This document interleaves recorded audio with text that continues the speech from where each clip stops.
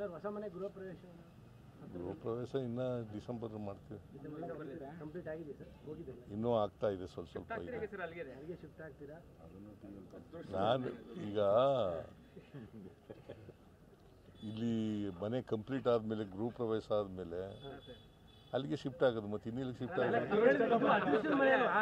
ಇದು ಮರುಸ್ವಾಮಿ ಮನೆ, ಇದು ಮರುಸ್ವಾಮಿ ಮನೆ. ಕೇಳಪ್ಪ, ಇಲ್ಲಿ ಇದು ಮರುಸ್ವಾಮಿ ಮನೆ.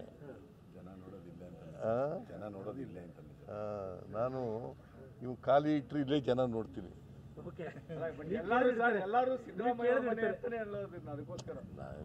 ನೀನು ಹೇಳ್ತಾ ಇದ್ದೀರಿ, ಇದು ಗೊತ್ತಾ ನಿಂಗೆ? ಓಲಿ ಮರುಸ್ವಾಮಿ ಮನೆ ಅಂತ ಗೊತ್ತಾ ನಿಂಗೆ?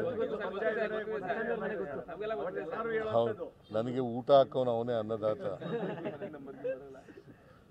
ನನಗೆ ನಾನು ಬಂದರೆ, ನನ್ನ ಸ್ನೇಹಿತರು ಬಂದರೆ, ನನ್ನ ಮಗ ಬಂದರೆ ಎಲ್ಲ ಊಟ ಹಾಕೋನು ಅವನೇ. ಈಗ ಹೊಸ ಮನೇಲಿ ನಾವು ಬಿಸ್ತಲ್ಲಿ ನಿಲ್ಲಂಗೆ ಮಾಡಿಸ್ಬೇಡಿ, ನಮಗೆ ಸಪ್ರೇಟ್ ವ್ಯವಸ್ಥೆ ಮಾಡಿ. ಹೊಸ ಮನೇಲಿ ನಾವು ಹಿಂಗೆಲ್ಲ ಬಿಸ್ತಲ್ಲಿ ನಿಲ್ಲಂಗೆ ಮಾಡೋದು ಬೇಡ, ನೀವು ನಿಲ್ಲೋದು ಬೇಡ, ನಾವು ನಿಲ್ಲೋದು ಬೇಡ.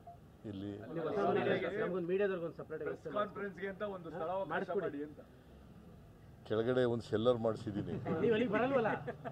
ನೀವು ಅಲ್ಲಿಗೆ ಬರಲ್ವಲ್ಲ? ಬರ್ತೀನಿ, ನಿಮಗೋಸ್ಕರ ಬರ್ತೀನಿ.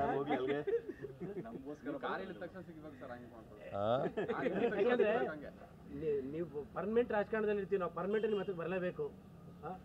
ನೀವು ರಾಜಕೀಯ ನಿವೃತ್ತಿ ಆದ್ರೂ ನಿಮ್ಮ ಹತ್ರ ಬರಲೇಬೇಕು. ನಾವು ಹಂಗಾಗಿ ಪರ್ಮನೆಂಟ್ ಮಾಡಿಸ್ಬಿಡಿ. ನಿವೃತ್ತಿ ಮಾಡಿಸ್ತಾ ಇಲ್ಲ, ಹೇಳ್ತಾ ಇರೋದು ಚುನಾವಣಾ ನಿವೃತ್ತಿ ನೆರಳಿರ್ಲಿ ನಮಗೆ ಅಂತ. ಕೆಳಗಡೆ ನೆರಳಿದೆ,